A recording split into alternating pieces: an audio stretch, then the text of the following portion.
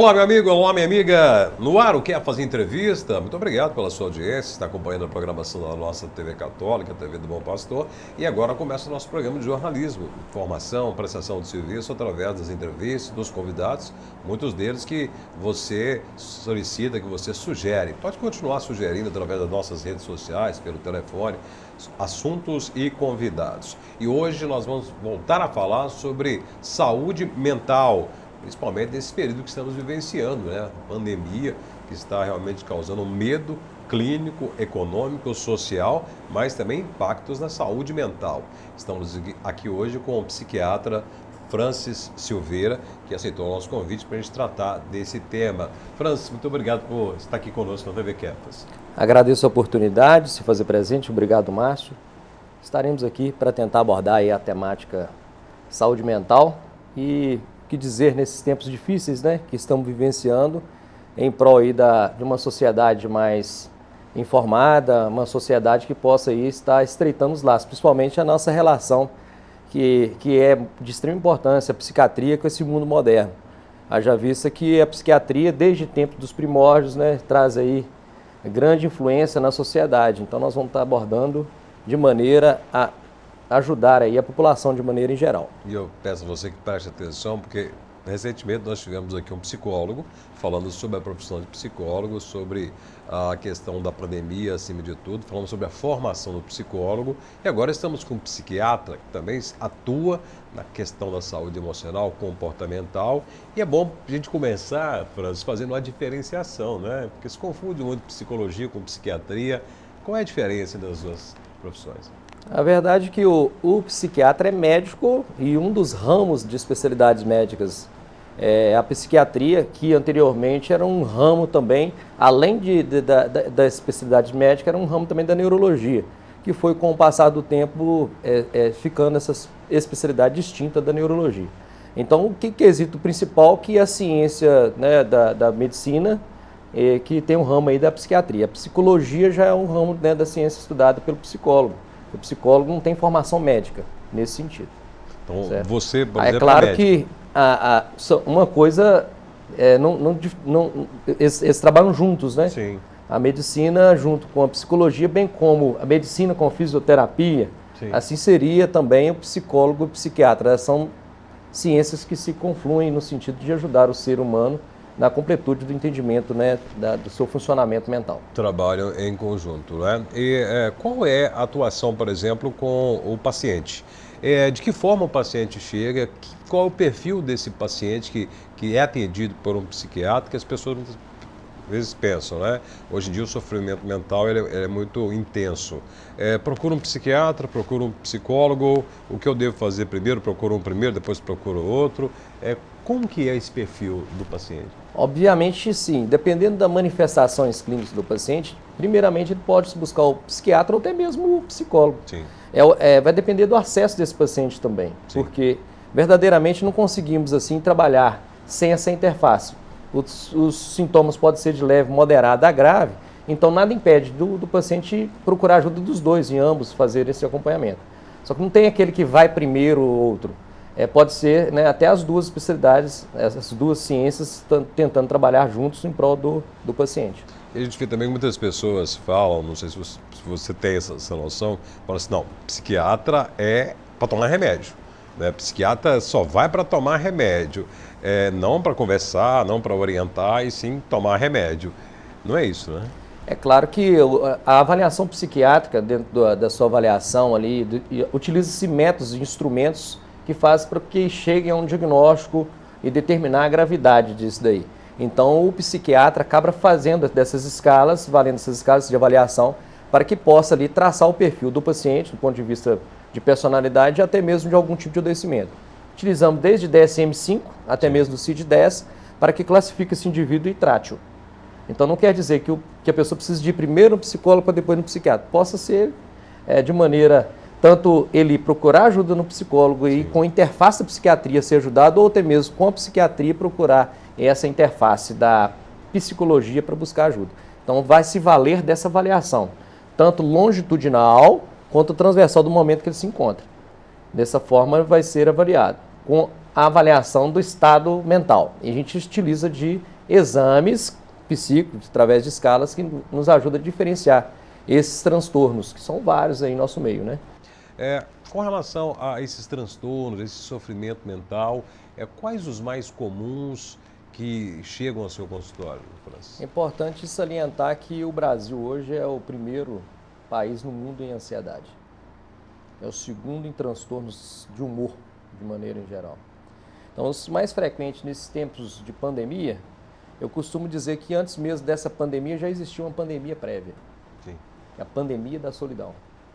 A pandemia da solidão assola os lares e nesse tempo de Covid-19 acaba que as pessoas estão muito conectadas tecnologicamente e muito desconectadas afetivamente. E isso gera mais transtornos, um incremento aí nesse tempo de pandemia, Covid-19, nos consultórios médicos, nos CAPs, no Centro de Apoio Psicossocial, até em 50% do aumento dessa demanda de transtornos ansiosos e dos transtornos de humor. Então, é válido aqui salientar que, além de ser o gatilho para o desenvolvimento dessas patologias, também pacientes desestabilizaram nesse período, principalmente pelo distanciamento afetivo. As pessoas se sentiram ainda mais solitárias, né, desse tempo de pandemia. Então, acabou culminando nessa situação de piora dos quadros mórbidos aí, ansiedade e, né, vamos dizer, depressão. A depressão... Só quem sentiu, né? Sim. Só quem sentiu pânico sabe o que é que eu estou dizendo. É um desespero total. Parece que o cérebro entra em curto-circuito. É vontade de fugir e não saber para onde. A boca fica seca, o coração dispara. E isso realmente é alarmante nos tempos atuais. E a relação da depressão com ansiedade, transtorno bipolar, síndrome do pânico, elas estão correlacionadas, podem existir, elas existem ao mesmo tempo ou elas podem surgir de maneira diferenciada?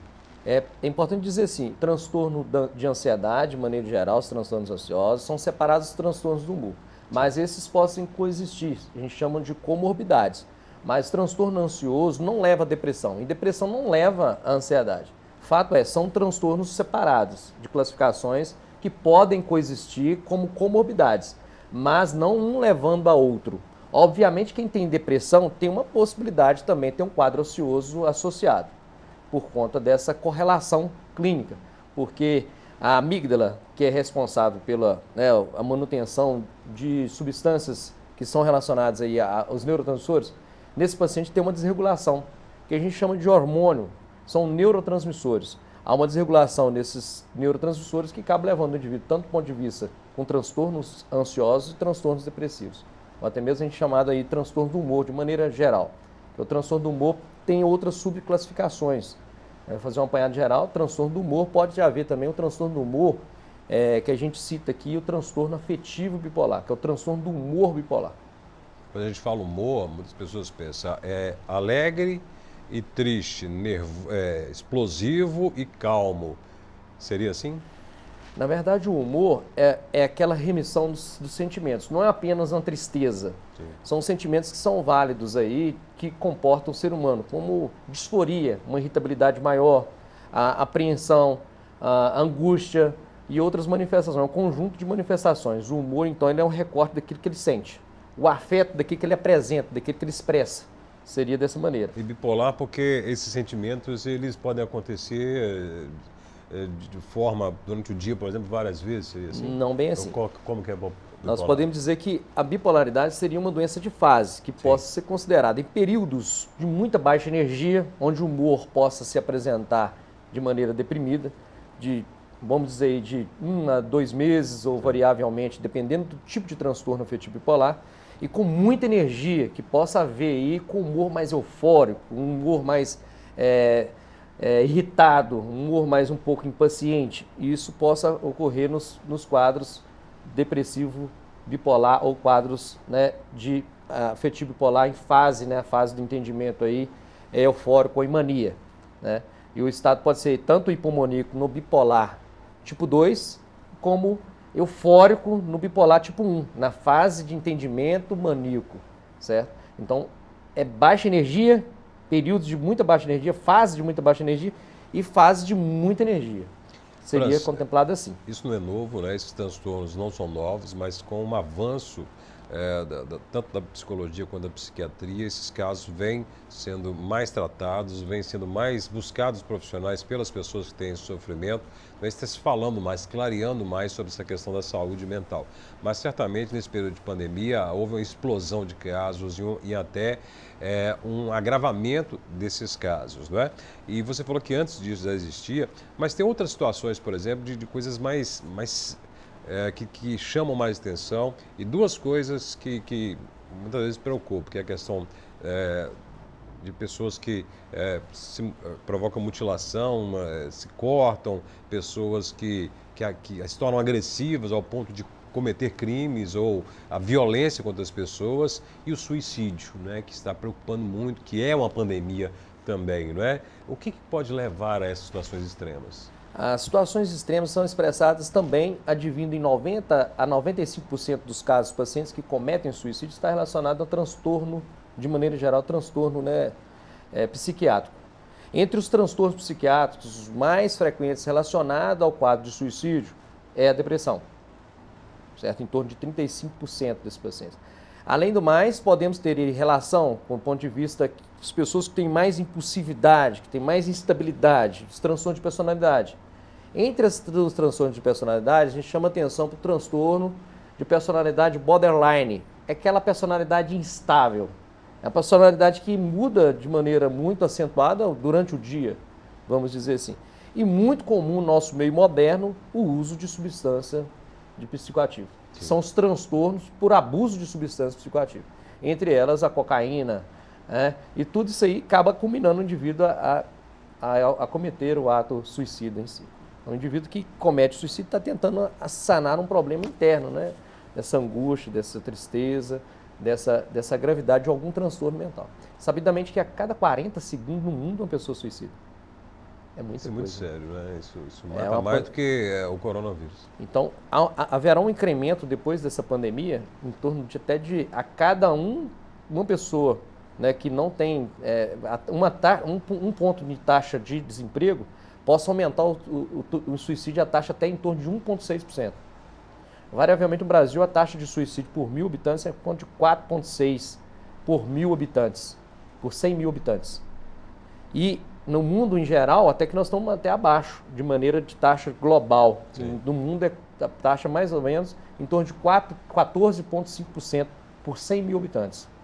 Haverá um incremento, então, cada um ponto de taxa de desemprego, um estudo norte-americano, de 1,6 um incremento na taxa de suicídio por 100 mil habitantes. São muitas uma coisa vidas séria, perdidas, né? Então, o desemprego aí é um fator aí que possa estar contribuindo para o aumento do índice de suicídio. Porque as pessoas sem emprego, perde a condição dele de se manter, né? De se provir. É algo muito sério, tem que ser a saúde física, clínica, né, com relação aos estudos e ao tratamento e busca de vacina para a Covid-19, a questão econômica, né, que pode ter impacto, a questão social e a questão mental. Tudo isso tem que ser, nesse momento também, ser avaliada, tem que ser estudada, tem que ser preocupação, não só dos profissionais que se preocupam muito com essas questões, mas principalmente de saúde pública, né, de política pública, para olhar, para abrir o leque e olhar mais esses campos que podem causar consequências tão ou mais graves do que o próprio coronavírus. Francis, a gente vê que desde crianças até idosos, hoje eles sofrem de transtornos mentais muito sérios, sofrimentos mentais muito sérios, né? Obviamente que nesse incremento aí da pandemia, né, vamos dizer assim, da pandemia do Covid, as pessoas têm sofrido mais. Principalmente os pais das crianças que precisam ficar em casa ensinando as crianças, né, no ponto de vista escolar, né? E os idosos que já estavam distanciados afetivamente, sim, e com esse incremento do distanciamento social, da necessidade de distanciar socialmente, aumentou muito os quadros depressivos.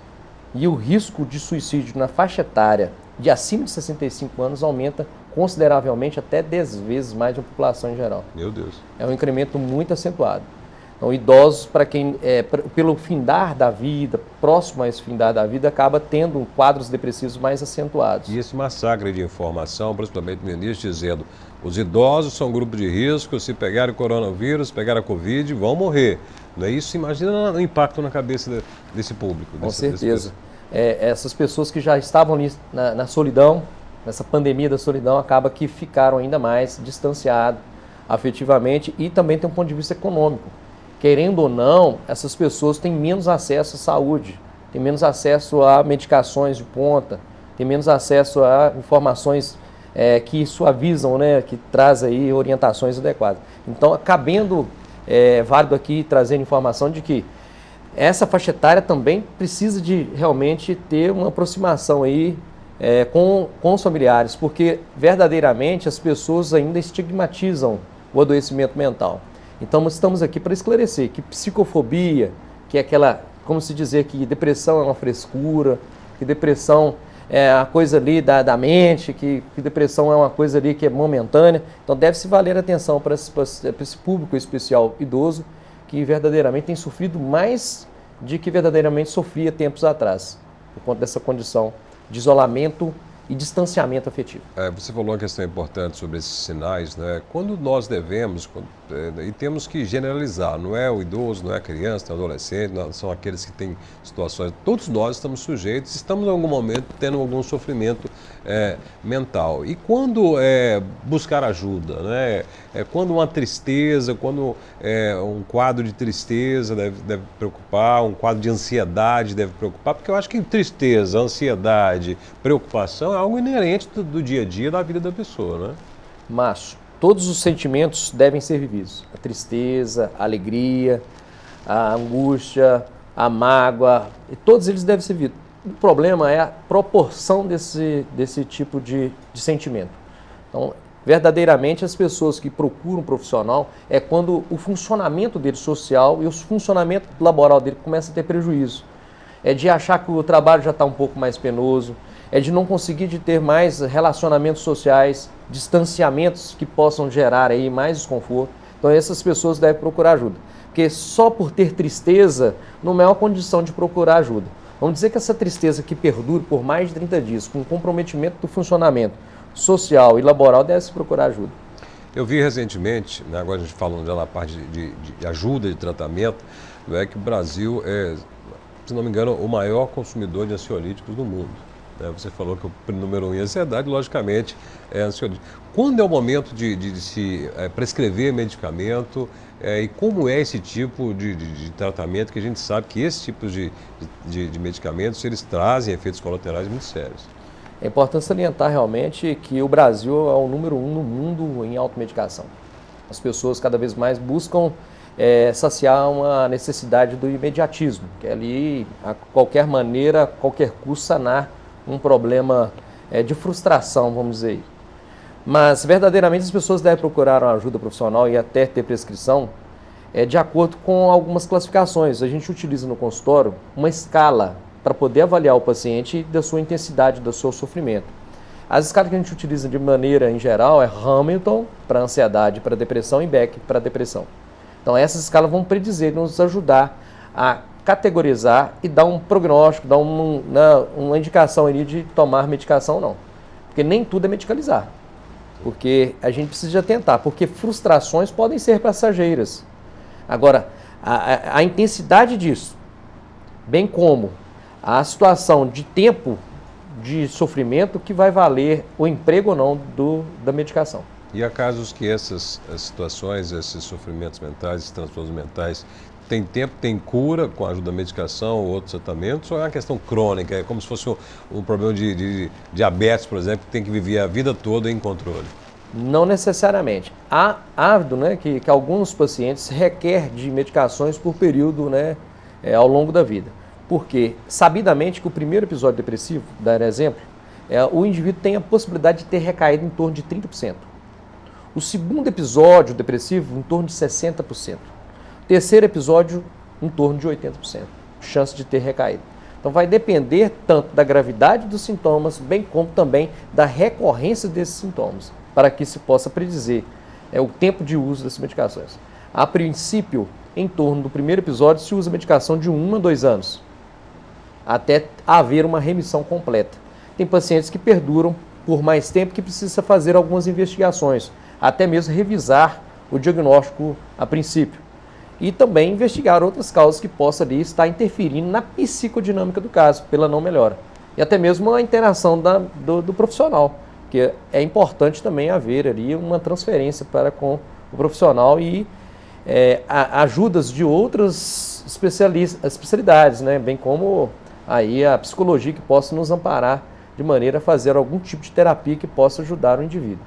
É válido chamar a atenção para uma terapia que é muito importante, chamada terapia cognitivo-comportamental. Associado à medicação, é muito efetivo. É comparado a algum grupo de medicações que possam ajudar. Então tem quadro depressivo leve que possa ser ajudado somente com terapia, certo? No sentido de ressignificar, de transferir uma crença do indivíduo que está indevida e uma crença mais positiva. Imagina você a vida inteira transformando coisa ruim em coisa boa, coisa ruim em coisa boa, coisa ruim em coisa boa. A capacidade do resiliente do indivíduo possa estar esgotada. Até faço uma pergunta aqui. O que esperar depois dessa pandemia, quando a nossa capacidade de resiliente se tornar um pouco tanto esgotada? É aí que vai haver, né, um prejuízo de maneira social, de maneira muito acentuada. É o que me questiona aí, né? Tem que haver uma reprogramação e, quem sabe, né, que tiremos de esse caos, dessa tragédia que estamos vivendo, algo bom, algumas coisas boas. É importante, né? Muita gente conseguiu estreitar novamente os laços familiares, se reinventar, né, encontrar novas formas de trabalho, novas formas de renda. Né? Vamos, né, tentar levar para algo positivo toda essa nuvem negativa que estamos vivendo através dessa pandemia. E sofreu, está com uma situação complicada, está sofrendo por essas questões, procure um profissional. Não quer dizer que um vizinho meu toma um ansiolítico e ele me indicou que eu tenho que ir lá na farmácia, conseguir ali, quem sabe, emprestado, ou até no mercado negro, infelizmente isso acontece muito, o mesmo ansiolítico vai fazer bem para mim. Não, procure um profissional, seja avaliado, se houver indicação, você usa os medicamentos prescritos pelo psiquiatra, pelo médico psiquiatra. Francisco, muito obrigado pela sua participação, muito rica, as suas informações foram muito claras e eu gostaria que você voltasse outras vezes para nós tratarmos de outros assuntos da sua área de atuação, que é muito extensa. Agradeço a oportunidade. Devemos, então, verdadeiramente combater a pandemia do século, que é a solidão. Devemos conectarmos mais afetivamente e desconectarmos tecnologicamente. Fica aqui meu recado. E dizer que precisamos vencer o estigma da psiquiatria, que tempos modernos requer também atuações de diversas especialidades, entre elas aí a psiquiatria junto com a psicologia, para vencer esse grande mal do século aí.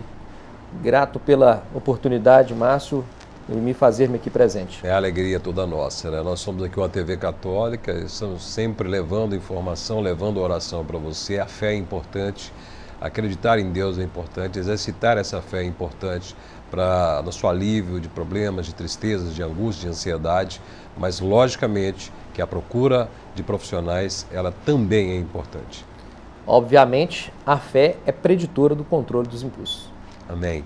Acredite nisso. E, claro, não deixe de procurar um profissional. Cuidar da alma e do espírito é muito importante, é fundamental, mas cuidar também através da procura de um profissional, ela alia e ajuda você a resolver essas questões e sair desse sofrimento que está hoje. Muito obrigado para você que acompanhou o nosso programa, a nossa entrevista de hoje, muito rica, muito informativa. Até o próximo programa, até o próximo Kefas Entrevista.